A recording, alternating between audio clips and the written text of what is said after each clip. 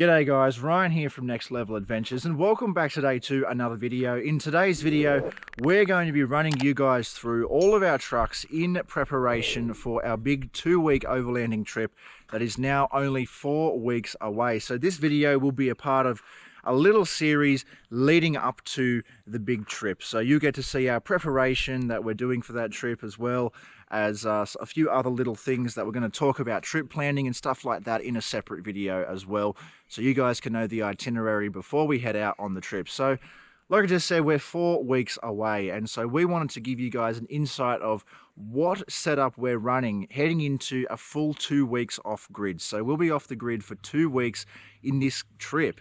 And obviously we need to be prepared. So in this video, you will see a brief rundown of my truck, Jake's truck, and Lockie's truck. So they won't be full in-depth rig rundown videos. We're just going to be giving you guys a little bit of an insight into our setup. If you want to see a full rig rundown, make sure you head over and subscribe to Next Level Adventures and stay tuned for episode 2 of the Pajero build series that will be coming out in a few weeks time. So that's really exciting. Anyway, let's jump right into this one. So for me, a lot has changed on the truck since our last trip. So our last trip to Nunes with the boys, this setup was completely different. The only thing that is still the same is the suspension lift, the tires, bar work, and that's pretty much it. The fridge, maybe. There's pretty much everything else has changed.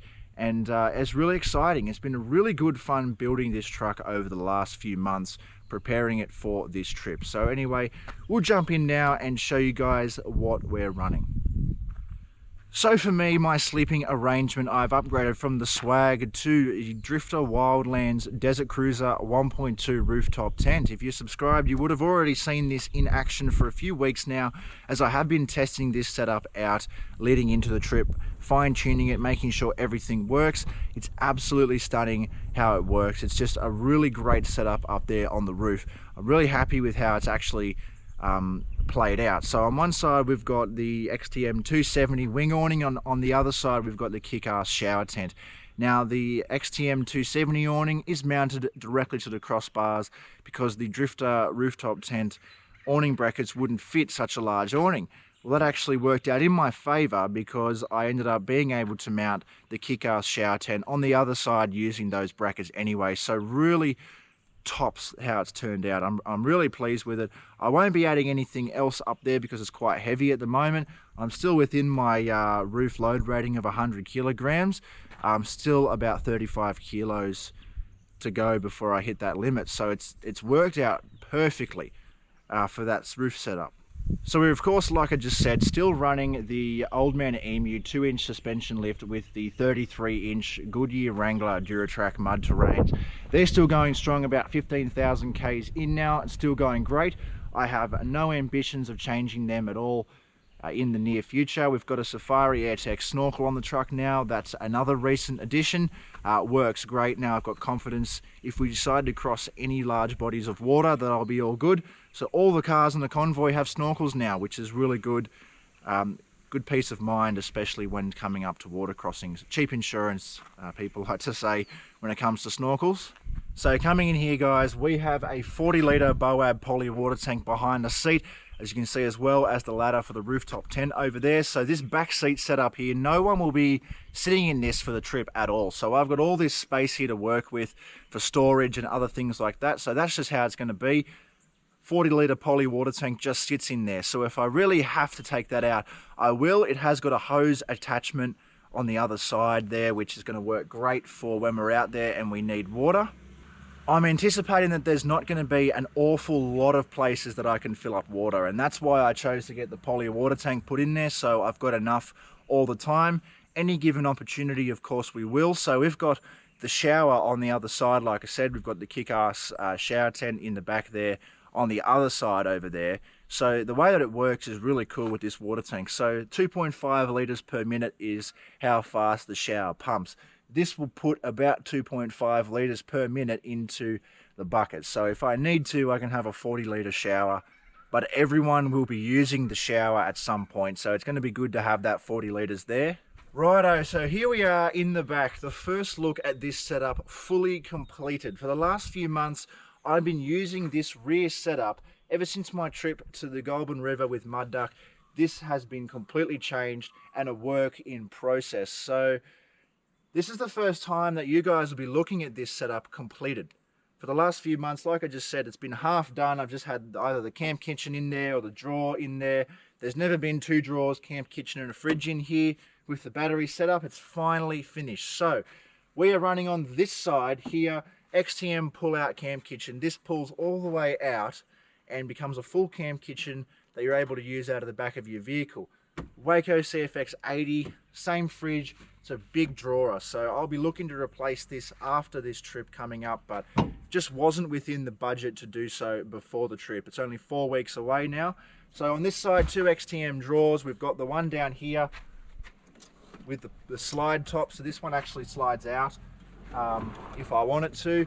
And then you've got the solid or fixed top, which is actually a little bit deeper, but fits right on top there. And all the stuff in here is going to be permanently in here. It's all been set up to be kind of livable, so you could live out of this vehicle for a long period of time if necessary. So inside the top drawer here, fire extinguisher, fire blanket here, and under here where the 3rd row seats were is a 100 amp hour Enerdrive lithium battery with a 40 amp DC-DC charger. That's the latest addition in the back here, so it's all hidden underneath here. There's a piece of plywood where all this bolts onto, and it's really, really well utilized under there. So that Enerdrive battery has been running this fridge, this CFX 80 that draws about 6 amps an hour, has been running that now for 7 days, and I haven't had to unplug the fridge at all. And I only have a 2-kilometer drive to work, so the battery is really, really good. It's a 100 amp hour lithium battery. It's not the BTEC one, it's just the normal one, but it's working great so far.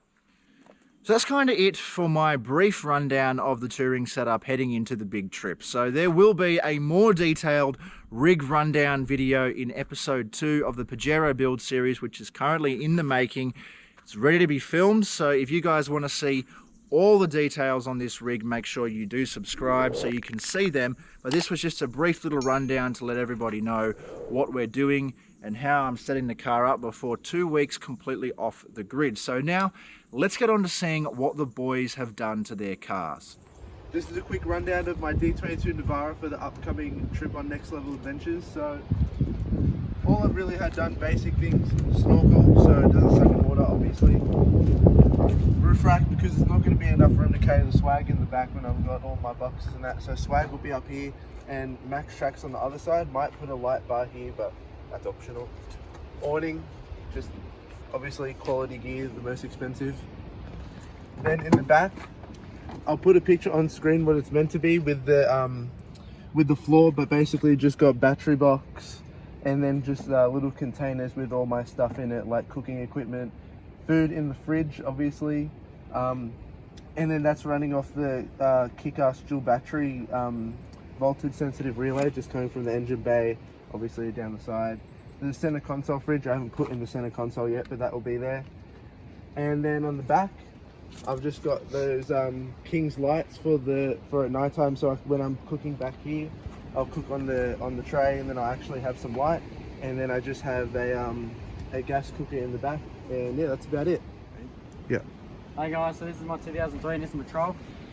So all the mods I've done this year, so it's changed a fair bit instead of all the lights. So I put a catch can and a fuel filter in there, so a secondary fuel filter. I put an aftermarket intercooler, so to keep the EGTs down obviously. I've changed the spotlights up a bit, so I'm running 2 Kings spotties, good quality. And then I've got a Bush Ranger light bar just down here. And then up on the roof I've got just a King's 40-inch laser light bar. I've matted out the bonnet so to stop that glare. I've installed a GME XRS Connect range, UHF. And down here I've installed a custom off-road bash plate, so just to stop them rocks from hitting me sump and stuff. So down the side I've got a 3-inch lift kit from Tough Dog.